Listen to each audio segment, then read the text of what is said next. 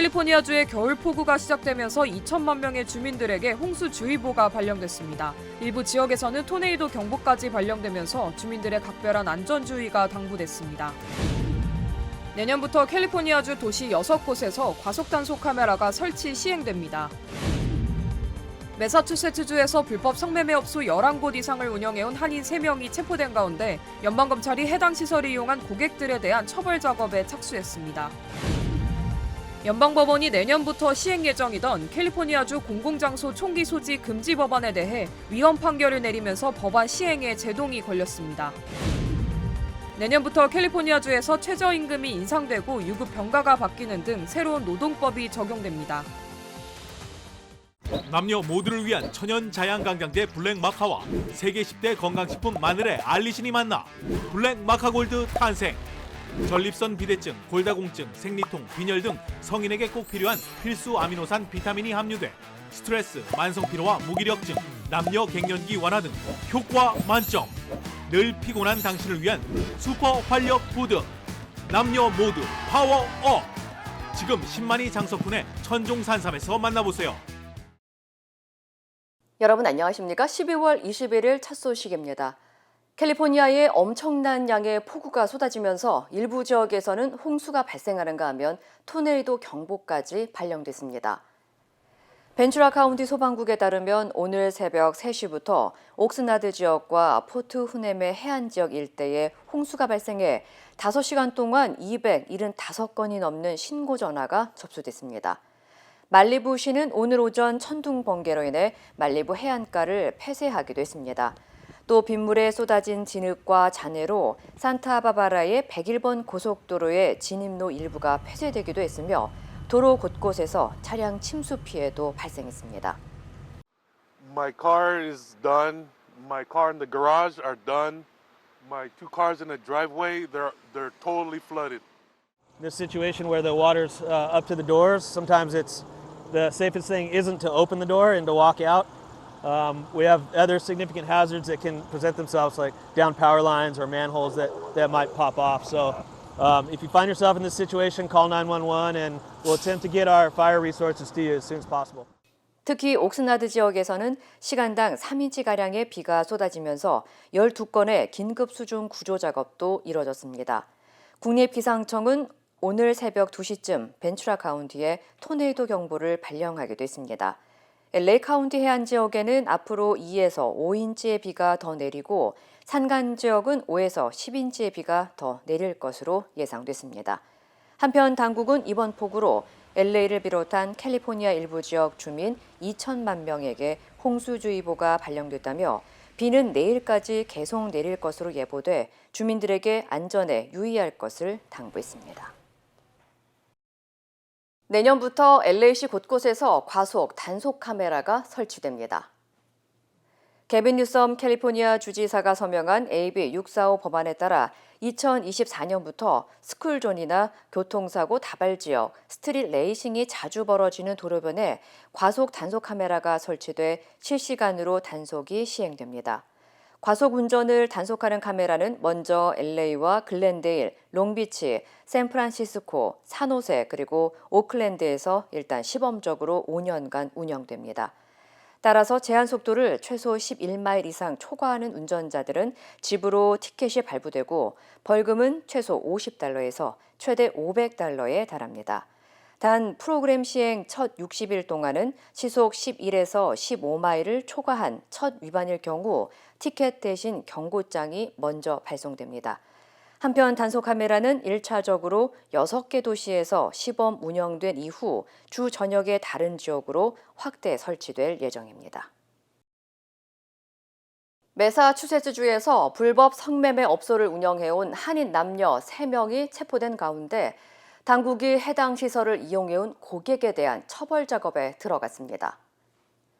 연방검찰은 보스턴과 버지니아 소재 고급 아파트 10여 곳을 드나들며 성매매 업소를 이용해온 고객 수백 명 중 28명에 대한 고소장을 법원에 제출했다고 밝혔습니다. 해당 업소 고객들 가운데는 의사와 변호사, 교수나 군 장교 등 고소득층이 대거 포함되어 있었으며 이들은 시간당 최대 $600를 지불해온 것으로 드러났습니다. 앞서 지난 11월 고소득 전문직 대상 한인 성매매 조직에서 포주 역할을 해온 이준명 씨와 이하나 씨 그리고 토렌스 출신 제임스 리 씨는 불법 성매매 업소 11곳 이상을 운영해온 혐의로 체포됐으며 현재 구치소에 수감 중입니다. 연방법원에서 캘리포니아의 공공장소 총기 소지 금지법에 대한 위헌 판결이 나왔습니다. 코맥 제이 카니 연방판사가 어제 캘리포니아의 공공장소 총기 소지 금지법인 SB2 법안이 총기 수정헌법 2조를 위반하고 있다면서 위헌 결정을 내렸습니다. SB2 법안은 대부분의 공공장소에서 총기를 소지하고 다닐 수 없으며 민간 상업용 시설의 경우에도 소유자가 해당 법안에 대해 반대 표시를 하지 않는 한 총기 소지가 금지됩니다. 카니 판사는 총기 라이센스를 취득한 주민들의 총기 소지까지 금지하는 것은 부적절하다고 설명했습니다. 하지만 게빈 뉴섬 주지사는 해당 판결에 대해 즉각 성명을 내며 터무니없는 판결이고 사실상 도서관이나 어린이 놀이터 등과 같은 공간에서 총기 확산을 승인한 것이라며 반박했습니다. 루오폰타 캘리포니아 법무부 장관도 어제 공식 성명을 통해 해당 판결이 유지된다면 지역사회 전체가 위험해질 수 있다고 지적했습니다. 한편 SB2 법안은 지난해 몬트레이 파크와 하프문베이 총기 난사 사건 이후 마련됐으며 내년 1월 1일부터 시행 예정을 앞두고 있었습니다. 내년부터 캘리포니아주에서는 일자리와 노동 분야에서 새롭게 도입되는 정책들이 많습니다. 최저임금 인상부터 유급 병가까지 바뀌는 제도가 많은데요. 내년부터 달라지는 캘리포니아주의 노동법을 여준호 기자가 정리했습니다. 내년부터 캘리포니아주의 최저임금이 시간당 $16로 인상됩니다. 다만 LA시와 LA 카운티 등 일부 도시는 각 정부에서 최저임금을 상향 조정해 이미 $16 선을 넘은 상태입니다. 이와 별개로 내년 4월부터 패스트푸드 업계 종사자들의 시급은 $20로 인상되며 최저임금은 매년 3.5%까지 오를 수 있습니다. 6월부턴 간호조무사 등 의료계 종사자의 최저임금이 시간당 $23로 인상되고 시급 $25가 될 때까지 2년마다 $1씩 인상됩니다. 가족 돌봄을 위한 휴가도 늘어납니다. 5명 이상의 직원을 둔 사업체가 대상으로 직원이나 직원의 가족이 유산, 입양, 인공수정 실패 등을 겪을 경우 고용주는 해당 직원에게 연간 5일의 무급 휴가를 제공해야 합니다. 고용주의 비경쟁 계약 강요도 금지됩니다. 비경쟁 계약은 고용주가 직원들에게 경쟁업체 취업을 제한하는 일종의 약정으로 내년부턴 이와 관련한 법적 효력이 사라집니다. 마리화나와 관련한 규제도 완화됩니다. 고용주나 사업체는 직원들이 비근무 시간이나 외부에서 마리화나를 사용하는 것과 관련해 해고 등의 차별 대우를 할 수 없습니다. 또 신규 직원 채용 시 마리화나 사용 여부를 묻는 행위 역시 금지됩니다. 내년 7월부턴 직장 문화 개선을 위한 직장 폭력 방지법이 시행되면서 고용주는 직원 사이의 괴롭힘이나 폭력 사건을 예방하기 위해 이에 대한 대응책을 마련해야 하며 주 당국이 이를 감독 관리하게 됩니다. 이외에도 노동법이나 임금 문제와 관련해 사업체를 고발한 직원을 대상으로 고용주가 90일 안에 해당 직원을 징계하거나 해고할 경우 이는 보복행위로 간주되며 고용주에겐 $10,000 이상의 벌금이 부과될 수 있습니다. 전문가들은 내년 다양한 노동법이 시행되는 만큼 특히 비즈니스를 운영하는 고용주의 경우 새롭게 바뀌는 노동법을 확인하고 직원들의 인사규정과 고용계약 등을 미리 검토하는 것이 필요하다고 조언했습니다. MBC 뉴스 여준호입니다. 연방준비제도가 내년 금리 동결과 인하를 예고하면서 미국 경제의 연착륙 기대감이 높아지고 있는 가운데 월가 투자사의 절반 가까이는 여전히 내년 미국의 경기 침체를 예상하고 있는 것으로 나타났습니다.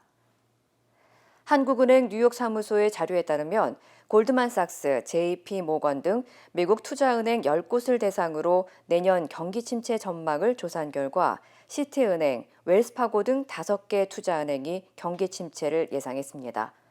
이어 내년 연준의 긴축 정책 누적 효과가 서서히 나타나면서 취약계층을 중심으로 어려움을 겪을 수 있다고 내다봤습니다.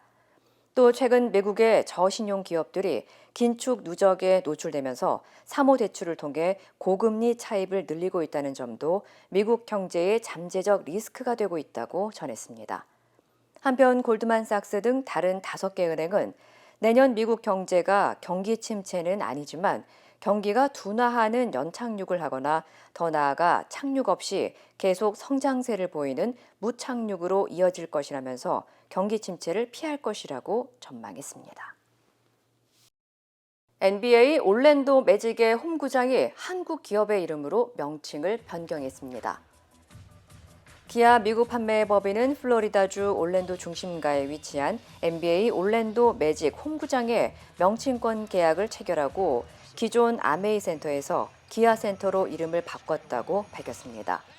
각종 스포츠 경기와 공연 등이 열리는 기아 센터에는 기아 자동차 전시장, 관람객들의 편의 공간인 기아 테라스, 전기차 충전소 등이 마련됐습니다. 기아차는 지난 10년 동안 NBA와 공식 자동차 파트너 계약을 맺고 마케팅 활동을 벌여왔으며 앞서 NBA LA 레이커스의 홈구장 역시 기아의 후원을 통해 기아 포럼으로 명칭을 바꾼 바 있습니다. 구글의 자율주행 자회사 웨이모가 자사의 로보택시가 사람이 운전하는 차량보다 훨씬 더 안전한 것으로 나타났다고 밝혔습니다. 웨이모에 따르면 피닉스와 LA, 샌프란시스코 3개 도시에서 운영 중인 완전 자율주행 로보택시의 713만 마일 운행 기록을 사람이 운전한 차량의 데이터와 비교한 결과 사람이 운전하는 자동차보다 부상자를 유발하는 충돌 사고를 일으킨 비율이 6.8배 낮은 것으로 조사됐습니다. 이는 사고를 일으킬 확률이 사람이 운전하는 경우보다 85% 감소한 수준이라고 설명했습니다. 또 부상자가 나오지 않았더라도 경찰에 신고가 들어간 사고는 사람 운전자보다 57% 낮은 것으로 나타났습니다. 웨이모는 사람이 운전한 자동차 사고의 경우 경미하면 신고로 이어지지 않지만 자율주행차는 경미해도 경찰에 접수가 된다며 실제 사고 건수는 더 적을 수 있다고 분석했습니다. 한편 웨이모는 이번 연구 등을 통해 자율주행차 산업의 투명성을 강화하고 안전을 연구하는 해당 분야를 발전시킬 수 있도록 할 것이라고 덧붙였습니다. 하버드 대학교에서 흑인 최초로 총장 자리에 오른 클로딘 게이 총장이 논문 표절 의혹에 휩싸였습니다. 하버드 대학교는 게이 총장의 1997년 박사 학위 논문 중 적절한 인용 표시가 없는 복사된 표현이 2군데에서 발견됐다고 밝혔습니다. 하버드대는 부적절한 인용에 대해서는 게이 총장이 논문을 수정할 것이라고 설명했지만 앞서 이미 지난주에도 게이 총장이 발표한 논문 2편에서 인용 표시 불충분 사례가 드러나면서 하버드대가 규정에 따라 제대로 된 조치를 하고 있지 않다는 비판이 확산하고 있습니다. 게이 총장의 논문 표절 의혹은 반유대 총장 퇴출 운동에 나선 보수 인사들이 연방하원 청문회를 통해 제기했으며 게이 총장이 기재한 11개의 발표 논문 중 절반가량이 표절됐다고 주장했습니다. 지난주 게이 총장의 요청에 따라 10월 말 출판한 작품에 대한 검토를 진행 중이며 연방하원교육노동위원회 또한 게이 총장의 표절 의혹 검토에 착수했습니다. 한편 게이 총장은 뉴욕의 IT 민자 가정 출신으로 2000년도에 스탠포드대 정치학과에서 교수로 활동하다 2006년에 하버드대로 옮긴 뒤 지난해 하버드대 총장으로 선출됐습니다. 가자지구 휴전과 인질 석방을 놓고 이스라엘과 하마스의 재협상이 난항을 겪고 있습니다. 하마스는 인질을 석방할 방법은 전쟁을 끝내는 것밖에 없다고 주장했고 이스라엘은 하마스를 제거할 때까지 전쟁을 멈추지 않겠다고 거듭 강조했습니다. 전준홍 기자입니다. 가자 지구의 2차 휴전 재협상을 놓고 하마스와 이스라엘이 이견을 좁히지 못하고 있습니다. 외신에 따르면 이스라엘은 여성과 노약자 등 인질 40명의 석방을 조건으로 1-2주간 전투를 중단하자는 제안을 하마스 측에 보냈습니다. 이에 하마스는 일단 전면적인 휴전이 먼저라는 입장을 내세우며 이를 거부했습니다. 하마스는 휴전 기간 이스라엘군이 전면 철수를, 이스라엘은 교전만 중단하는 조건을 각각 요구하고 있습니다. 하마스 무장 조직이 알카삼 여단의 아부 오베이다 대변인은 성명을 통해 인질들의 생還을 원한다면 전쟁을 끝내는 것 외에 다른 선택지는 없다는 입장을 밝혔습니다. 하지만 네타냐후 이스라엘 총리는 영상 메시지를 통해 하마스를 제거할 때까지 가자 지구에서 전투를 계속할 것이라고 거듭 강조했습니다. אנחנו נלחמים עד לניצחון. אנחנו לא נעצור את המלחמה עד שנשלים את כל יעדיה. השלמת חיסול החמאס ושחרור כל חטופינו. 교전이 이어지고 있는 가자 지구 북부에서 제대로 된 병원이 남아있지 않다는 지적도 나오고 있습니다. 세계보건기구 WHO는 기본적인 치료 기능만 수행하는 병원은 가자 북부에 겨우 3곳 정도만 남았고 수술도 불가능해 호스피스와 비슷한 상황이라고 전했습니다. Few hospital staff who are left here, about 10 hospital staff, are caring for patients in this church building, with patients literally sleeping on the church pews. 하마스와 이스라엘의 입장차가 초반부터 확연히 드러나면서 올해 크리스마스를 전후로 한 2차 휴전 합의가 성사되긴 어려울 것이라는 전망이 힘을 얻고 있습니다. MBC 뉴스 전준홍입니다. 체코 프라하의 한 대학교에서 학생이 총기를 난사해 15명이 사망했습니다. 당국은 최근 잇따르는 국제적 테러 사건과는 관련이 없다고 밝혔습니다. 손영 특파원입니다. 몇 차례 총성이 울리자 난간에 서 있던 사람들이 잇따라 뛰어내립니다. 건물 안에 있던 사람들은 창문 아래 몸을 숨긴 채 공포에 떨고 있습니다. 현지 시간 21일 오후 2시쯤 체코 프라하에 위치한 카렐 대학교에서 총기 난사 사건이 발생했습니다. 최소 15명이 숨지고 24명이 다쳤습니다. 24살 남성 데이비드가 대학 건물 지붕에서 학생들을 향해 총기를 난사한 겁니다. 데이비드는 범행 뒤 스스로 목숨을 끊은 것으로 전해졌습니다. I took my bulletproof vest and I started to call immediately my daughter. There was a repeatedly shooting and I was assisting, helping the police because a lot of people was approaching the scene. 무장 경찰들이 현장을 수색했지만 또 다른 총격범은 발견하지 못했습니다. 대학과 주변 광장은 폐쇄됐고 사람들도 모두 대피했습니다. 총격범은 프라하 외곽마을 출신으로 이 대학 예술대학에 재학 중인 것으로 확인됐습니다. 총격범의 아버지도 숨진 채 발견됐습니다. 경찰은 이날 오후 데이비드가 프라하로 향하면서 극단적 선택을 예고했다는 내용의 신고가 접수됐었다고 밝혔습니다. 데이비드의 강연이 예정돼 있던 건물에 학생들을 대피시켰지만 다른 건물에서 총격이 발생했다고 경찰은 덧붙였습니다. 또 데이비드가 해외에서 벌어진 비슷한 사건에서 영감을 받은 것 같다고 범행 동기를 설명했습니다. 정부 측은 이번 총기 난사 사건이 국제 테러리즘과는 관련이 없다고 확인했습니다. 파리에서 MBC 뉴스 손영입니다. 미국과 중국이 지난달 정상회담에서 군소통 채널을 복원하기로 합의한 대로 양국 합참 의장이 오늘 1년 4개월 만에 화상협의를 열었습니다. 앞으로 국방장관과 실무자급 회담 등도 이어질 전망입니다. 워싱턴에서 김수진 특파원입니다. 1년 4개월 만에 미국과 중국의 고위급 군 당국자가 다시 소통을 시작했습니다. 찰스 브라운 미국 합참의장과 류전리 중국 인민해방군 참모장은 오늘 화상협의를 통해 안보 현안을 논의했습니다. 작년 8월 낸시 펠로시 당시 미국 하원의장의 대만 방문에 반발해 중국이 군사 소통 채널을 단절한 뒤 1년 4개월 만에 고위급 소통이 다시 이뤄진 겁니다. During the teleconference, General Brown discussed the importance of working together to responsibly manage competition, avoid miscalculations, and maintain an open and direct line of communication. 특히 양측은 오해의 가능성을 줄이기 위해 소통 채널을 유지하는 것이 중요하다는 데 의견을 같이 했습니다. 지난 5월 남중국해에서 미국 정찰기와 중국 전투기가 신경전을 벌이는 일이 있었는데 이런 상황이 또 발생할 경우 잘못된 판단을 하지 않도록 소통을 하겠다는 겁니다. 앞서 지난달 15일 미중 정상회담에서 바이든 미국 대통령과 시진핑 중국 국가주석은 무력 충돌을 막기 위한 고위급 군 소통 채널 복원에 합의했습니다. 이에 따라 오늘 합참 의장 간 소통이 이뤄졌고 해상 군사안보협의체 등 국방 실무자급의 회담도 곧 재개될 것으로 보입니다. 또 지난 10월 해임된 중국 국방부장의 후임이 인선되는 대로 국방장관 사이의 소통 채널도 재가동될 전망입니다. 워싱턴에서 MBC 뉴스 김수진입니다. 정통 한의에서 최고의 보약을 꼽으라고 한다면 단연 경옥고입니다. 동의보감은 몸을 보호하는 보약으로부터 출발하는데 그 동의보감의 첫 번째 처방도 바로 경옥고입니다. 하지만 여러분이 선택하실 수 있는 시중의 모든 경옥고가 비슷한 수준의 효능을 가진 것은 아니죠. 신만이 장석군의 천종산삼 경옥고는 수십 년간 산삼 전문가로서의 경험과 노하우를 담아 만든 가장 높은 수준의 경옥고입니다.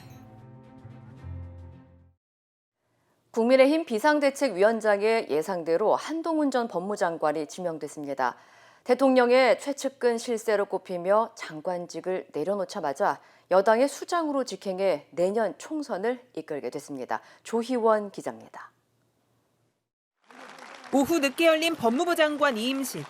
한동훈 전 장관의 짤막한 퇴임사는 사실상 출사표에 가까웠습니다.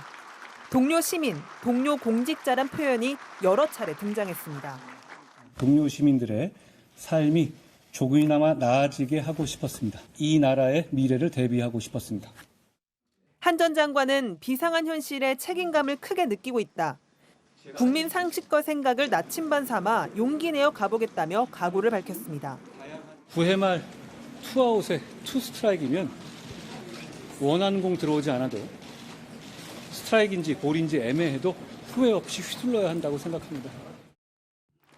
한 전 장관은 국민의힘 비상대책위원장 내정이 공식 발표된 직후 사의를 밝혔고 윤석열 대통령의 면직안 재가에 이어 이임식까지 일사천리로 진행됐습니다.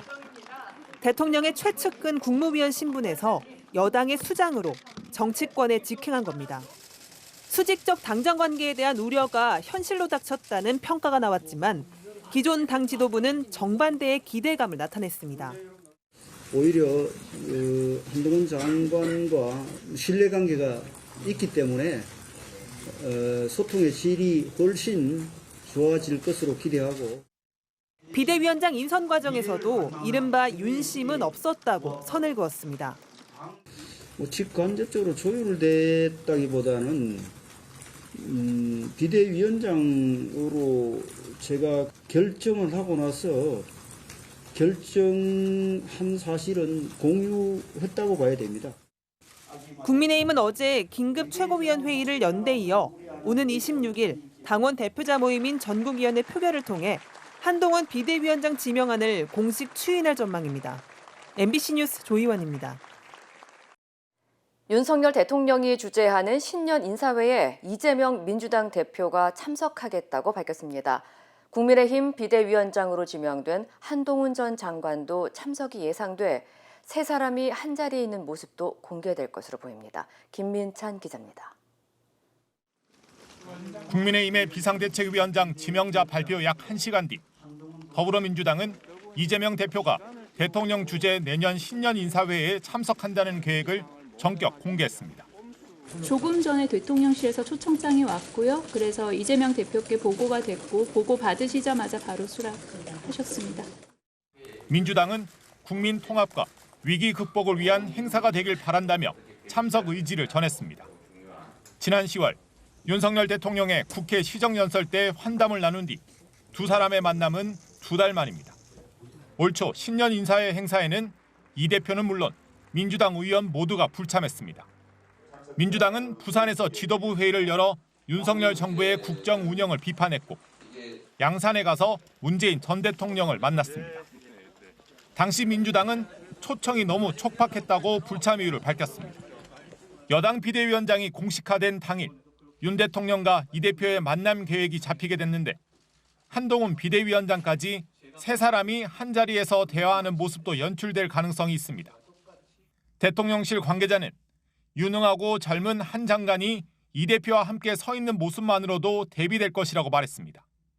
윤 대통령은 제1야당 대표와의 회담을 취임 이후 한 차례도 하지 않았습니다. 내년도 신년 인사회에서 마주치더라도 김건희 여사 특검법 국회 처리 이후 국면에서 편한 대화는 쉽지 않을 거란 전망입니다. MBC 뉴스 김민찬입니다. 일제 강제동원 피해자들에게 일본 기업이 손해를 배상해야 한다고 대법원이 5년 만에 다시 한번 판결했습니다. 하지만 피해자들은 이미 모두 세상을 떠났습니다. 김상훈 기자입니다. 대법원으로 향하는 일제강점기 강제동원 피해자 소송인단. 지난 2013년과 2014년 미쓰비시와 일본 제철을 상대로 법정 싸움을 시작한 11명은 이제 세상에 없습니다. 가족 품에서 영정사진으로 법정에 나온 이들. 대법원은 일본 기업들이 이들에게 1억 원에서 1억 5천만 원씩 배상하라고 확정 판결했습니다. 망자로 원고 이름이 나와서 너무 슬펐고요. 우리 정부가 국가 차원에서 나서서 꼭 해결해 주셨으면 감사하겠습니다. 지난 2018년 대법원이 미쓰비시와 일본 제철에 배상 책임이 있다고 첫 확정 판결을 내놓은 지 5년 만에 이를 재확인한 겁니다. 배상 시효가 소멸됐다는 일본 기업의 해묵은 주장에 대해선 확실히 선을 그었습니다. 2018년 첫 확정 판결 전까지 피해자들이 손해배상 청구권을 행사할 수 없는 객관적인 장애 사유가 있었다며 2018년 판결을 기준으로 소멸 시효를 따져야 한다고 못 박은 겁니다. 똑같은 판결인데도 5년이 더 걸렸습니다. 끝까지 기다리던 양영수 할머니가 올해 5월, 김재림 할머니가 7월 세상을 떠났습니다. 이렇게 간단하고 쉬운 것을 그 오랜 세월을 이렇게 기다리다 돌아가셨는데 정말 한탄스럽고. 강제동원 피해자 소송은 다음 주 대법원 판결이 2건이 예정돼 있고 하급심 소송 60여 건이 진행되고 있습니다. 가장 큰 걸림돌인 시효 문제를 치웠다 해도 일본 기업은 판결 자체를 무시하고 있습니다. 우리 대법원도 일본 기업의 자산을 압류해 배상금을 받아내는 실질적인 조치를 결정하는 건 1년 반째 미루고 있습니다. 대법원 판결을 기다리는 생존자는 이제 10명 남았습니다. MBC 뉴스 김상훈입니다. 영국과 프랑스 사이 도버 해협을 가로지르는 해저 터널이 직원들의 파업으로 폐쇄됐습니다. 해저 터널을 통과하는 모든 유로스타 열차가 취소되면서 영국과 유럽 대륙을 오가려던 승객들은 발이 묶였습니다. 관련 소식 전해드립니다. 영국 런던의 세인트 판크라스역 유로스타 열차를 타고 프랑스로 건너가려던 승객들이 갑작스러운 열차 운행 취소 소식에 당혹스러운 표정을 감추지 못합니다. 유럽 대륙으로 가기 위한 방법을 찾아보지만 성탄절이 가까운 상황이어서 항공편을 구하기도 쉽지 않습니다. 상황은 프랑스도 비슷한데요. 유로스타를 타려던 사람들로 역 곳곳이 크게 붐비는 등 혼란이 이어집니다. 현지 시간으로 21일 정오쯤 유로터널 직원들이 연말 보너스를 인상해달라며 예고도 없이 파업에 돌입한 건데요. 이 때문에 영국과 프랑스를 잇는 모든 유로스타 열차가 취소됐습니다. 파업 몇 시간이 지나 유로터널과 노조 측이 파업을 끝내기로 합의했다는 보도가 나오기도 했는데 열차 운행은 여전히 재개되지 않고 있습니다.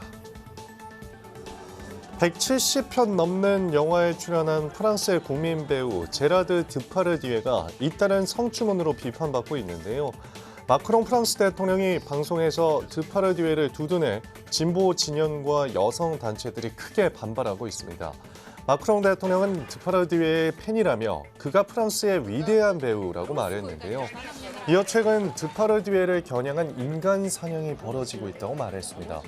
그러면서 프랑스 문화부 장관이 정부가 드파르디에에게 수연한 문장 박탈 심사를 하겠다는 입장에 동의하지 않는다고 밝혔습니다. 그러자 진보 진영과 여성 단체들은 대통령의 발언이 성폭력 피해자들에 대한 모욕이라면서 비난의 목소리를 쏟아냈습니다. 이란이 10년 전 남편을 살해한 여성에 대한 사형을 집행했습니다. 15살 때 강제로 결혼한 사미라 사브지안 씨. 그녀는 남편의 가정폭력에 시달리다가 결국 남편을 살해했고 19살 때인 2013년 이란 법원에서 사형 판결을 받았습니다. 그러다 수감 생활 10년 만에 사형당한 건데요. 이란의 한 인권단체는 사브지안이 조혼과 가정폭력의 희생자인데 부패한 이란 정권에 희생됐다고 규탄했고요. 유엔도 사형 집행이 충격적이라며 이란이 사형제를 폐지해야 한다고 촉구했습니다. 코로나19 유행이 시작되기 직전인 2019년 일본을 찾은 외국인은 3,188만 명으로 방문객 수가 사상 최대를 기록한 바 있는데요. 코로나로 관광 산업이 타격을 받아 방문객이 크게 줄었다가 올해 2천만 명을 넘어섰습니다. 지난해 같은 기간과 비교해 9배 이상 증가했는데요. 국가별로는 한국인이 618만 명으로 1위이고 이어 대만과 중국에서 일본을 많이 찾았습니다. 미국에서 살인죄 누명을 써 48년이나 억울한 옥살이를 한 남성에게 뒤늦게 무죄가 선고됐습니다. 주인공은 미국인 글린 시먼스 씨인데요. 지난 1974년 12월 오클라호마주의 한 주류 판매점에서 발생한 강도 살인 사건의 범인으로 지목되는 바람에 한평생을 교도소에서 보내다가 얼마 전에서야 출소했는데요. 그는 무죄를 강하게 주장했지만 경찰은 여성 목격자의 진술에만 의존해 시먼스 씨를 체포했습니다. 결국 법원은 증거가 충분치 않다면서 그를 풀어주라고 명령했고요. 보상금도 지급하라고 판결했습니다. 이 시각 세계였습니다. 인터넷과 SNS에서 화제가 된 소식들을 알아보는 투데이 와글와글입니다. 이 소중한 물건이 든 가방을 잃어버렸다며 제발 돌려달라는 한 70대 노인의 글이 온라인상에서 화제가 됐는데요. 어떤 사연이 담겨 있을까요? 한 누리꾼이 자신의 SNS에 올린 사진입니다. 이 누리꾼은 인천 계양령에 갔다가 눈물이 찔끔했다면서 A4 용지를 찍은 사진을 공개했는데요. 살려주십시오라는 간절한 문장으로 시작된 글에는 먼저 세상을 떠난 아내의 사진이 담긴 USB와 10년 넘게 사업 기록을 저장한 노트북이 든 가방을 잃어버렸다며 이를 찾는 내용이 적혀 있습니다. 자신을 76세 노인이라고 소개한 글쓴이는 사람 한 명 살린다는 마음으로 돌려달라고 호소하며 자신의 연락처도 함께 남겼는데요. 가방을 잃어버린 인천 계양역 일대에 직접 이 글을 붙였다고 합니다. 이 사연을 SNS에 올린 누리꾼은 진짜 꼭 찾으셨으면 한다며 혹시 시간 여유 있는 분들은 지역 커뮤니티에 퍼뜨려달라고 부탁했고 아내가 사용했던 전화기도 들어있다는 말에 누리꾼들은 너무 안타깝다, 꼭 찾으셨으면 좋겠다는 반응을 보였는데요. 그러던 중 가방을 찾았다는 반가운 소식이 들려왔습니다. 알고 보니 열차에 가방을 두고 내려 유실물센터에 보관 중이었다는데요. 이 소식에 누리꾼들은 소중한 추억을 찾아 다행이라고 축하했습니다.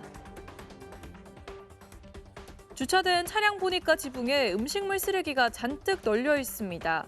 쓰레기 테러를 당한 차주 범인을 잡았다며 차량 블랙박스 영상을 공개했는데요. 쓰레기 테러 범인은 다름 아닌 까마귀였습니다. 영상에는 차량 바로 앞에 놓여 있는 음식물 쓰레기통에 몰려든 까마귀 무리가 분주하게 식사를 하는 모습이 담겼는데요.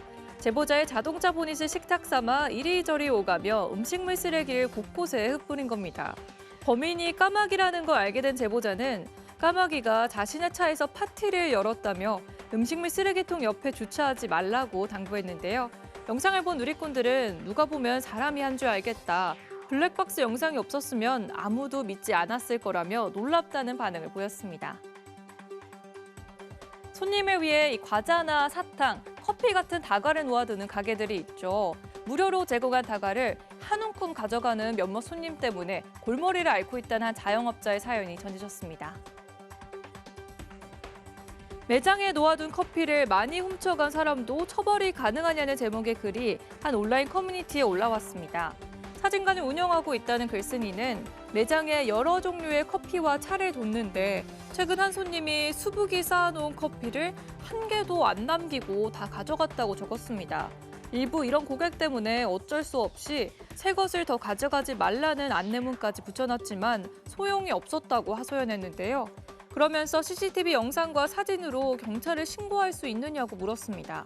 누리꾼들은 절도가 맞다면서 오는 사람에게 하나씩 물어보고 주라는 등의 조언을 남겼는데요. 한편 다과나 냅킨, 빨대같이 영업장에서 제공하는 비품은 타인의 재물이기 때문에 가져갈 경우 절도죄로 처벌받을 수 있다고 합니다.